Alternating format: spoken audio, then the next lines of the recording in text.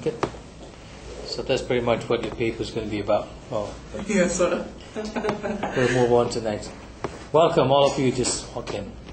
What's next, Sean? My perspective of the movie Avatar, culturally and internally, from Jay Sully. Jay Sully's character, him being an American, him being a serviceman. Initially, his cultural mindset of the environment and the people was his typical serviceman's view of, hey, I'm going to go into war, I'm going to assist to colonize an area of the galaxy. Okay. And midpoint during his experiences as one of the natives, he develops a new, as we had mentioned in last week's discussion, his soul, a new transformation of his soul, accepting the world, their world, and being at one with certain types of the nature around him. And there is the language. Thank you, Sean. You're talking about the acceptance of one culture to another, and also this transformation that the language of the Nabi tribe, right?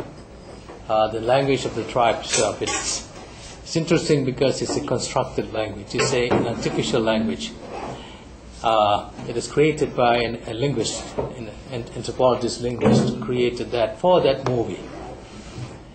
And how it is constructed is very interesting. It talks about also. It goes to it's how the language is constructed goes very to the very heart of how cultures are created. The evolution of culture itself.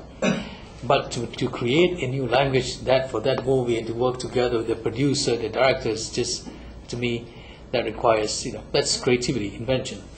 And everything goes, the rules of the language, the words used, vocabulary, the simple sentence is structured because the language does not use very complex presentation of ideas.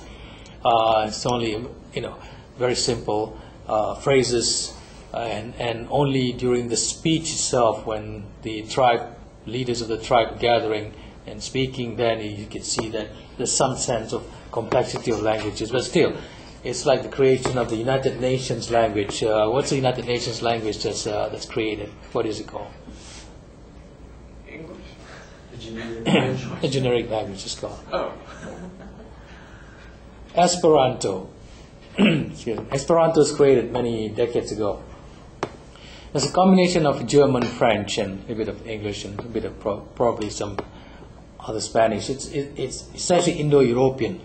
But language Esperanto is a new language, and it has millions of speakers now. But the point is that something that is new becomes enculturalized and installed and put in the context of learning, and people learn and then acquire and practice. That becomes part of the rites and rituals and everything. Yes. You're saying the United Nations Mandarin language? Yes. Esperanto. With everyone's language? There's a combination of languages that are the dominant language of the United Nations. As you know, United Nations said if you want to do United Nations, you need to know first of all English, second probably most is French, and now it's good to have Arabic. Then other languages, Mandarin. These are the dominant languages of the people. First of all, the language of the largest number of people is Mandarin, but the most widely used is English language. It's a lingua franca. So the point here is that language is part of culture, right? And language is culture. And language is reality. Culture is reality, and sometimes we use this interchangeably in this in this context, right? Okay.